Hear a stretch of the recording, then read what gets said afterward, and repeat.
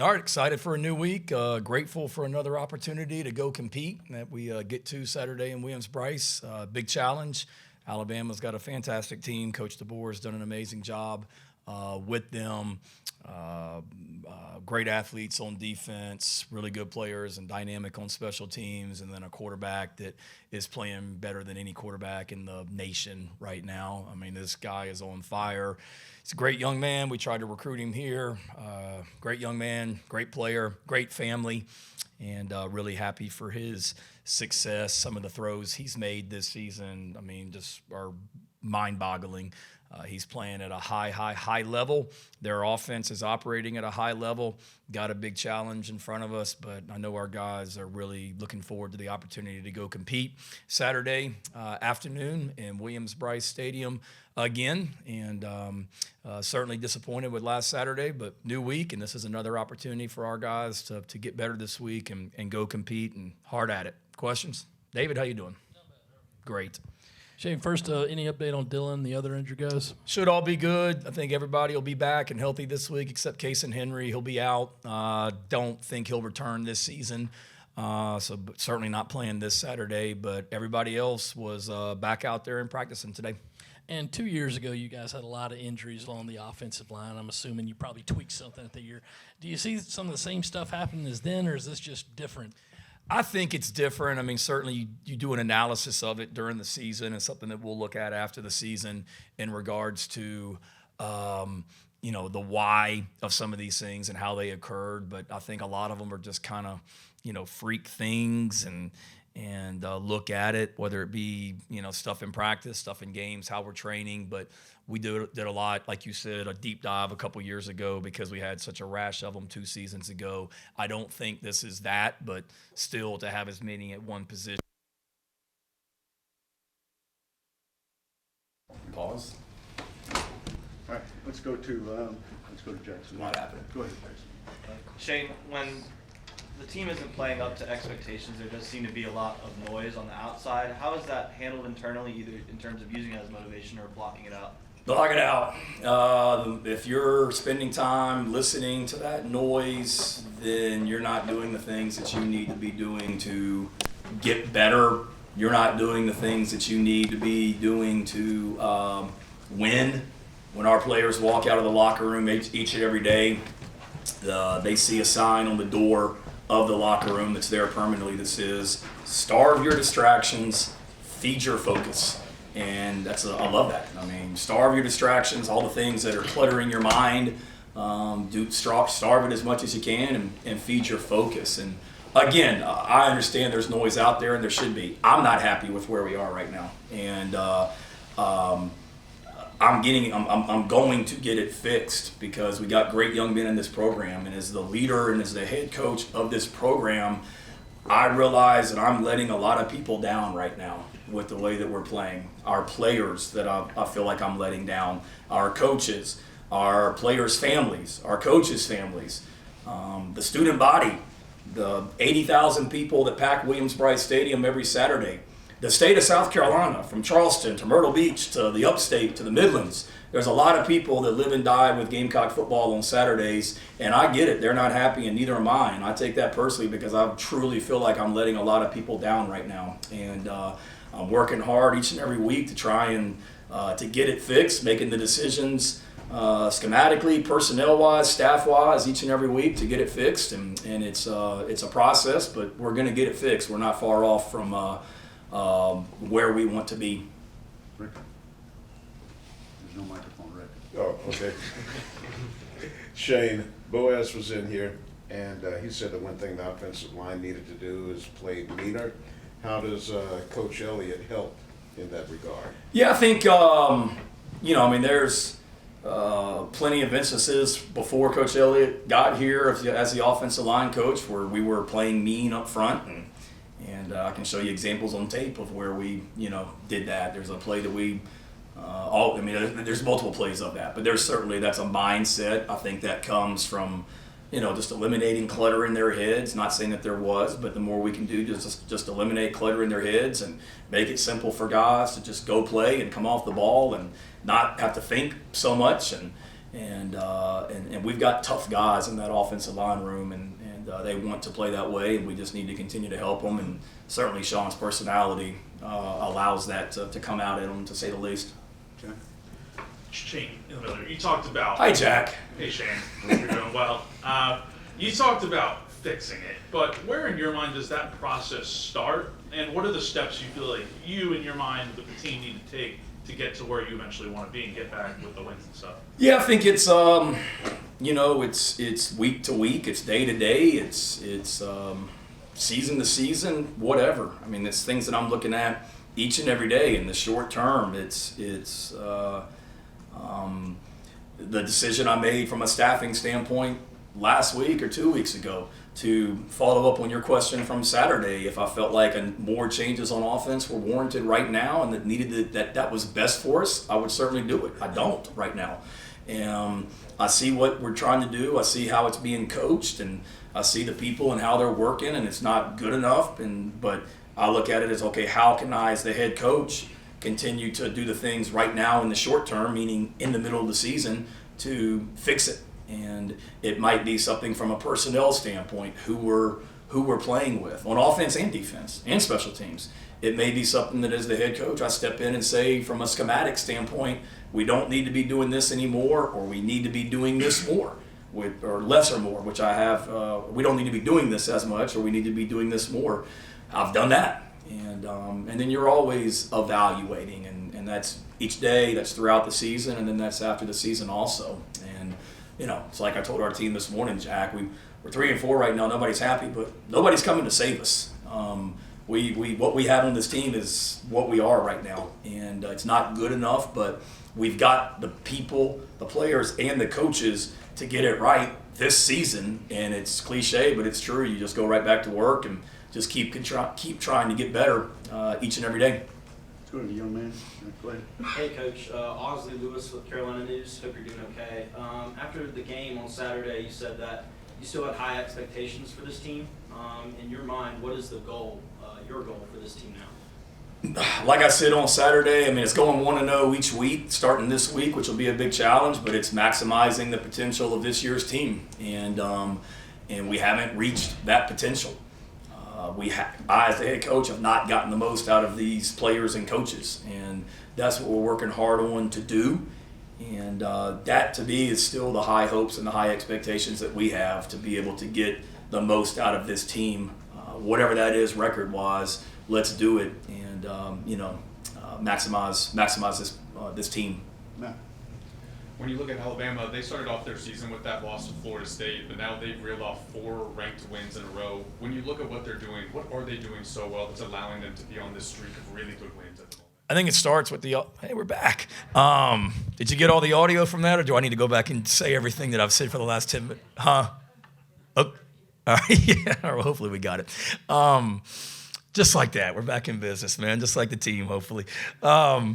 What do I see? I see, one, going back to the Florida State game, I didn't really watch that game because that was the day before we played Virginia Tech, and we were traveling, and all I saw was the score. And you turn on that, you think, man, you hear all this narrative about Alabama and the Florida State game.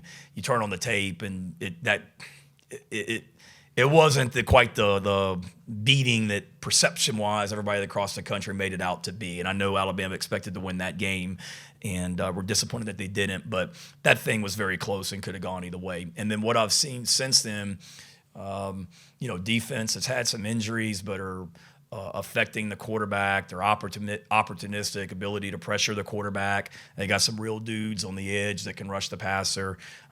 Being able to just get stops like they had against Tennessee the other night, where they had the 100-yard interception return for a touchdown before the half. But then I think just the offense and the way they're operating. I mean, Ty, the quarterback, I think he's 18-1 touchdown to interception ratio. But that's crazy. So he's throwing touchdowns. He's not turning the ball over. And then they're holding on to the ball. If you look at their time of possession in their last 4 games, it's like I think it's like 38 minutes, 36 minutes, 35 and 32. maybe. So they're controlling the ball, not meaning they're like ground and pound. They're just staying on the field and they're operating at a high level, and their defense isn't having to be out there long because the offense is moving the ball efficiently and protecting it. They're not turning it over, and they're moving the ball, which is a pretty good combination to have as an offense. First thing, I know you mentioned it on Saturday, but just wanted to confirm, are the 3 guys who were suspended last week, are they back at practice and Yes. expected to play? Got it. And then you mentioned kind of with the offense that you have to look at it, evaluate it, and say, hey, do we need less or do we need more? As you've looked through it this week with you and Mike and the rest of the offensive staff, do you think you need less or do you think you need more? Yes. Shane, kind of off topic here. When you were growing up playing ball, before high school, whatever, how important was it for you, for your parents, to be there at the games? And especially when you got into high school ball, how difficult was it knowing your dad probably couldn't be at some of your games? Yeah, it was very, very important. Loved having them there, certainly. You want, to see your family after the game and everything. So growing up, playing whatever it was, football, basketball, baseball, growing up, you always wanted your parents there. My mom, I don't think she ever missed anything. She was always at stuff. It was tough for my dad once I got to high school because he was traveling on Friday nights and wasn't able to get to the games. But fortunately, my senior year in high school, we made it to the state semifinals my junior year and senior year of high school after his season, so he was able to see some playoff games. And then my senior year, he was able to get to a lot of the home games before he got with the team on Friday night. So that was very important. My mom was always there for sure. Then I played baseball my senior year in high school. My dad used to always take a golf trip with some buddies to Myrtle Beach every spring, and he scheduled the golf trip for when the playoffs started in baseball, and we upset Carroll County High School in 1995 in the playoffs, and I don't think he thought we were going to win the game, and he had to leave his golf trip in Myrtle Beach to come back to see us play Christiansburg for the district championship, I believe, which he did, and I still remember that. So that made an impact on me, whatever that is, 40 years later, 30 years later, can't do math, but that was 1995. So yeah, just having that presence and making an impact, and then something that I try and do now with, my kids, and we've got other coaches on this staff who have kids, and I want them to be able to, see their sons or daughters play. And it's a challenge during the season, but, if we have to leave somebody's got to leave the office for an hour on a Tuesday afternoon to go watch somebody play, I want them to be able to do it and then get back and get your work done. Shane, you mentioned how when there's a lot of noise, the players in the locker room don't listen to it, but when there is noise maybe surrounding the coaching staff, the job of the team, is there conversations with your coordinators, the rest of the people on your staff, about assurances given, not even talking about it? How does that work when talking with your staff about the noise? Same. I mean, I'd love to say they're, grown men and don't look on social media, and hopefully they don't. I mean, I've picked up my phone a couple times this week out of habit. I'm like, nope, I'm not even gonna try. And, I don't know. These guys are pros. This isn't their first rodeo. There's gonna be criticism. I saw a great article, a great quote from Nick Sirianni, the head coach of the Eagles, that he told a reporter the other day after they started out the season and then they lost a couple of games, and the masses were not happy in Philadelphia. And it was kind of along those lines. If you're listening to that or you're allowing it to clutter your mind, you're not doing the things you need to do to get it right. And if any of our coaches are worried about the outside noise, they're not doing everything in their power to fix it. Because me scrolling on social media to see what people are saying about me is not helping me get it right for our players. And why poison my brain or thoughts with that? And that's what I would encourage to the coaches. But it's a great thing too, in the sense that you want to be somewhere where people are passionate, and you want to be somewhere where people have high expectations. There were high expectations for us last year because of what we did. There were high expectations for us because we were 2 points away from being in the college football playoff, and we haven't met those expectations. And the fans should be unhappy about that, and I don't blame them. And you want to be somewhere where people are passionate and do have those expectations, and that's what we have here at Carolina. And I'm, grateful for that. And I wish those people could see our players and the way and coaches and the way they hurt and how they're working. And ultimately, as a leader, it's my job to do the things we need to do to get it right, and that's what we're trying to do. A few of the offensive linemen are in here talking about how they're working to build their identity and kind of find it. How through a coaching change and even with the injuries up front, how difficult can that be, and how can you and Coach Elliott kind of help to build that through this back half of the season? Yeah, it's a challenge. And before Coach Elliott took over, again, there had been some really positive signs of the offensive line playing better. The fourth quarter of the Kentucky game and the way we ran the ball, bless you, and the way we ran the ball against them. The LSU game where it wasn't good enough, but from a run game standpoint, we ran the ball against LSU. Now, we had too many sacks and too many penalties, but we ran the ball. So there's signs of that identity that we saw before Coach Elliott took over. Last week wasn't the ideal situation when Coach Elliott takes over. He's got 3 starters out, 3 guys, that have started games. And then during the game, we have 3 other guys that had started the game that have to leave because of injuries. And we're out there with a true freshman left tackle and some other guys that were beat up by the end, going up against the number 1 defense, I think, in the nation, and just really, really, really good with really good players. It's going to be hard to just say, okay, coaching change, flip the identity. So what I saw was just small steps at a time. Y'all don't want to talk about we didn't have any penalties on offense last week. None that I'm aware of. So knock on wood, that's a start, because don't think that team we just played wasn't making move calls and being disruptive. They were.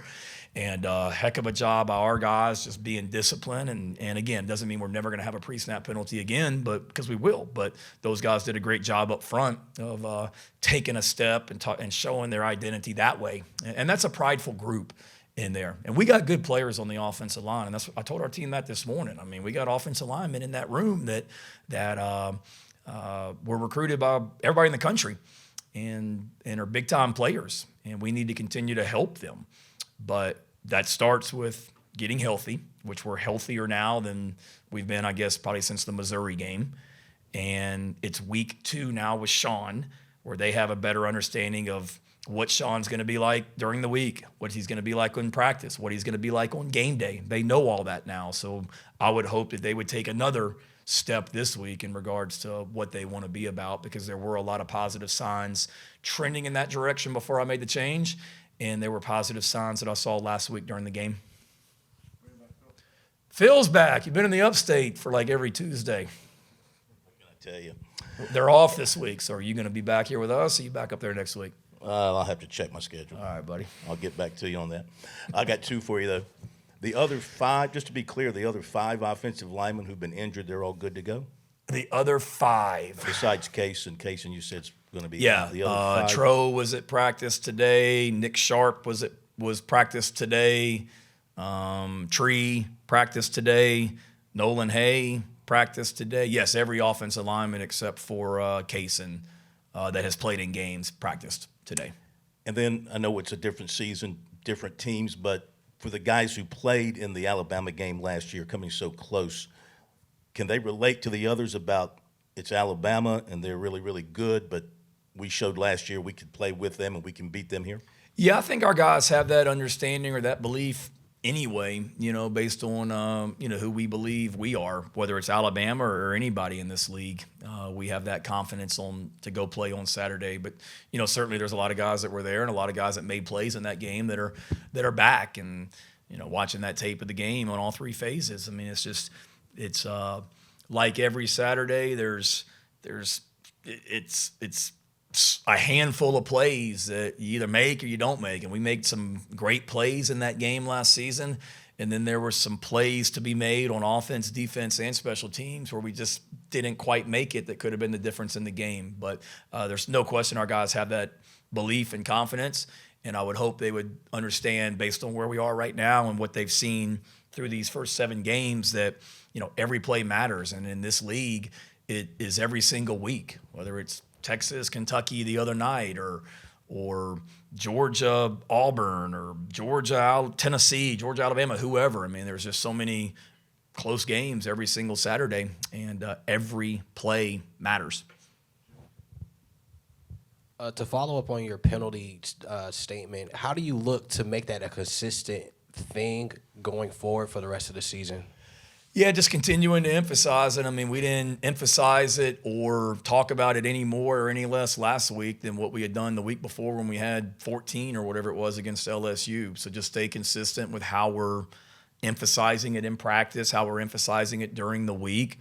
And then, I believe it starts with just their frame of mind. Are they thinking too much about what to do? Are they thinking too much about what the defense is doing, and they lose focus on not moving when the team makes a move call or whatever it might be?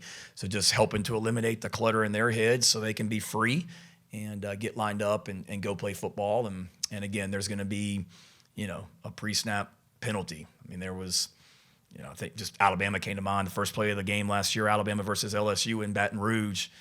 Alabama has a false start the very first play of the game. Alabama's offense. Well, they went on and scored whatever it was, 42 or something against LSU that night. So there's going to be pre-snap penalties, but we can't have whatever it was, 8 of them like I think we had against LSU. So just continue to emphasize it, and starts with, the frame of mind as they get lined up and get ready to play each and every play.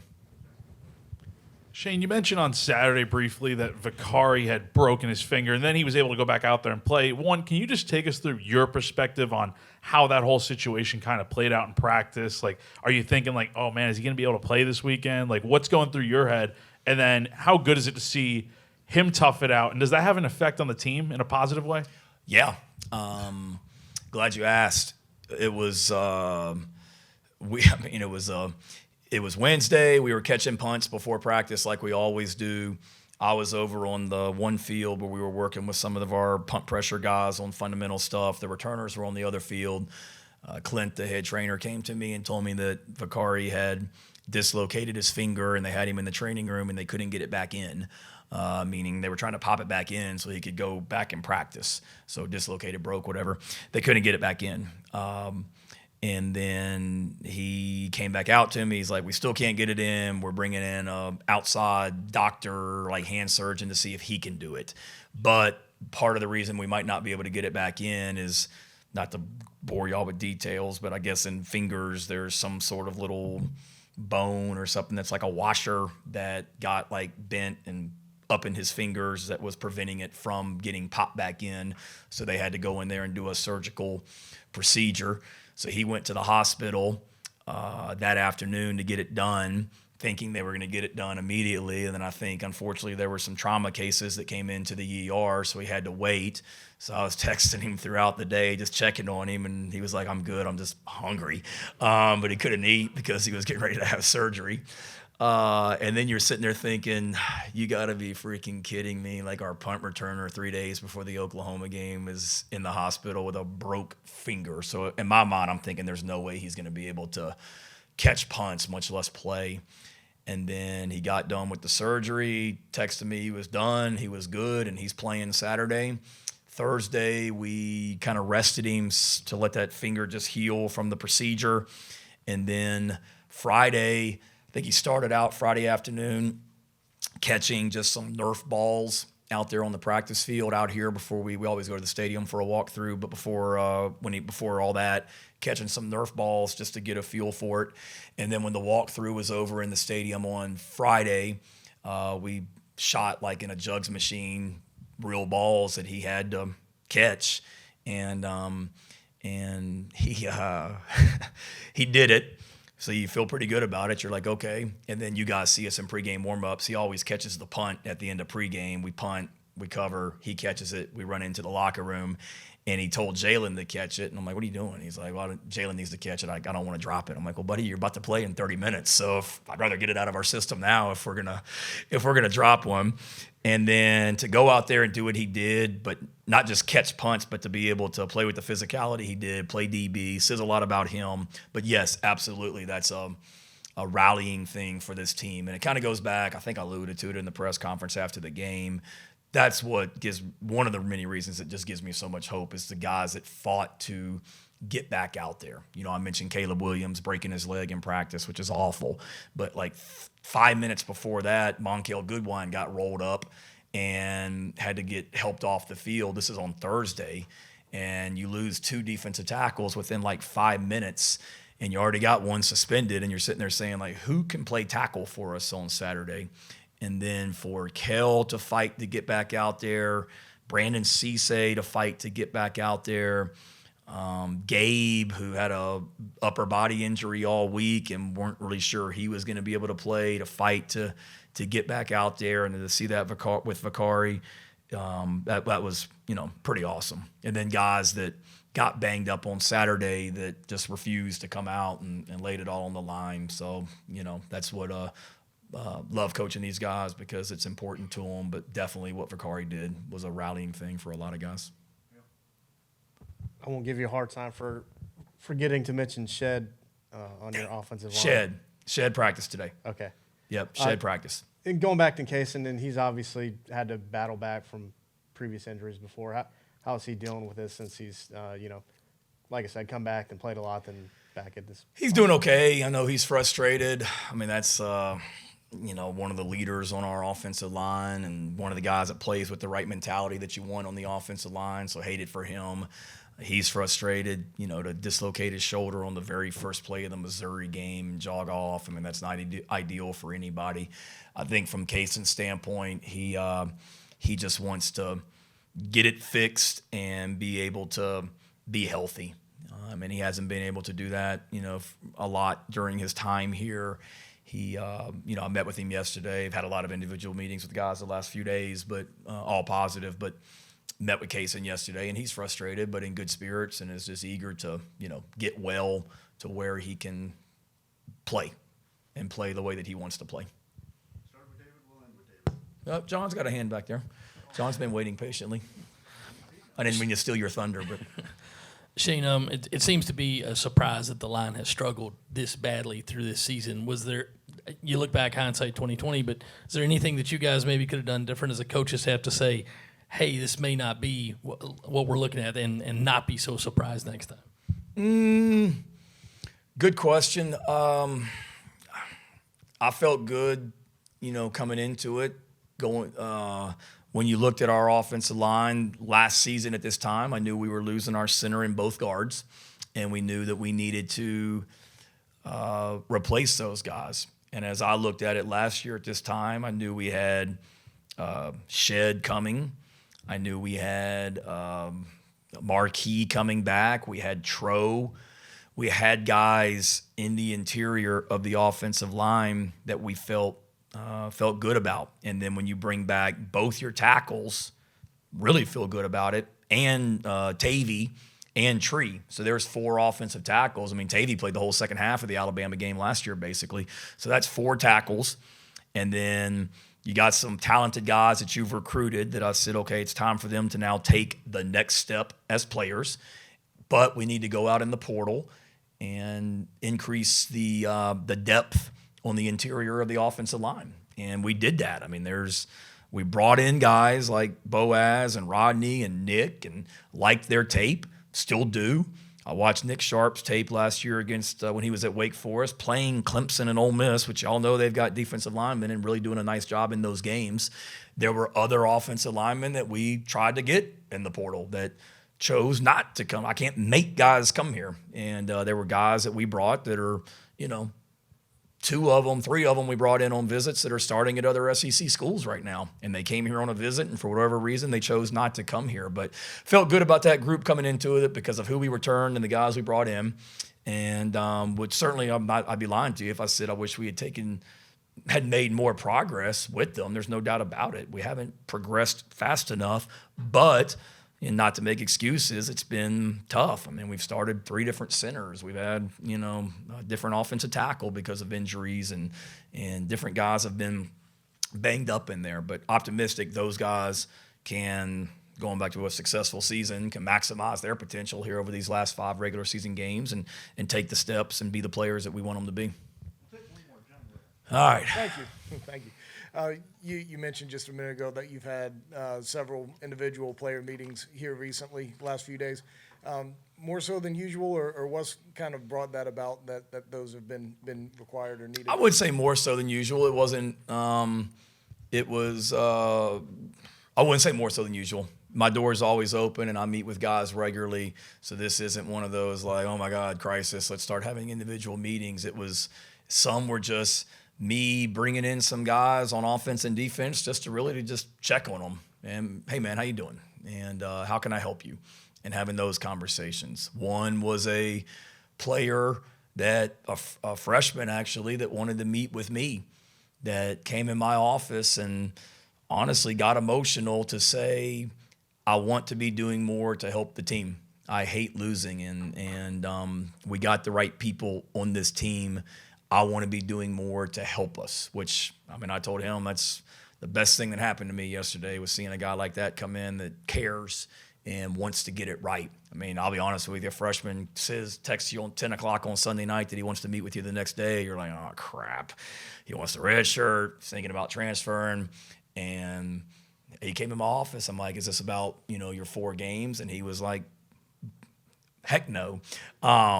And then he talked about that. So those are the meetings that I had. And it's just another testament to how much it hurts me that we are where we are, because I want these guys to have so much success. I want the 80+ thousand people that are in Williams-Brice Stadium every single Saturday to see a win from the Gamecocks. And I want all the people, like I said at the beginning, from the low country to the PD to the Midlands to the upstate, to have success and be able to walk into their line of work on Monday morning or school proud about what the Gamecocks did on Saturday. And as the head coach, I'm not getting that done, and I know I'm letting them down. But what gives me great hope to get it turned to where we want it, because we aren't far off, we're not, is players like that. And then everybody on our team. We got a bunch of really good young men on our team that I wish everybody could see how we practice, because it matters. I wish they could see how we walk through, because it matters. I wish they could see how we meet, because it matters. And now we got to take all that great stuff we're doing and do that great stuff on Saturdays. And that's just what we haven't been able to do consistently enough, and that's what's frustrating. Thanks, John. See you guys.